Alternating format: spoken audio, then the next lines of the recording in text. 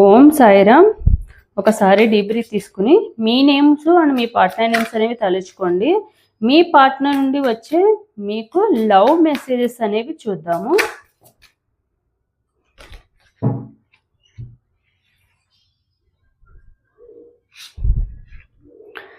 Changing. I am working hard to change, to face up all that I have avoiding for so long. So వాళ్ళని వాళ్ళు change చేసుకోవడానికి చాలా try చేస్తున్నారు. మీరు వాళ్ళ లైఫ్లో ఒక ఇన్స్పిరేషన్గా వచ్చారు. వాళ్ళలో ఏవైతే చెడు అలవాట్లు ఉన్నాయో మీరు వాళ్ళ లైఫ్లోకి వచ్చినాక వాళ్ళని వాళ్ళు చాలా చేంజ్ చేసుకున్నారు.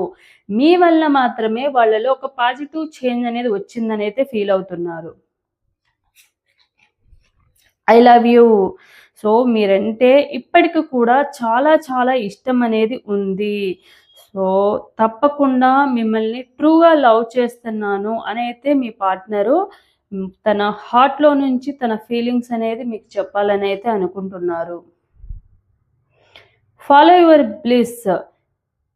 సో మీరెప్పుడు కూడా హ్యాపీగా ఉండాలన్న ఉద్దేశంతోనే వాళ్ళు అనుకుంటూ ఉంటారు. ఎప్పుడు వాళ్ళు మీతో ఉన్నన్ని రోజులు కానివ్వండి, ఫ్యూచర్‌లో కానివ్వండి, ఎప్పుడూ కూడా మీరు మీ హ్యాపీనెస్‌ని వాళ్ళు చూడాలని అనుకున్నారు తప్ప, మీ పెయిన్ ఎప్పుడు కూడా వాళ్ళు చూడాలని అయితే అనుకోలేదు.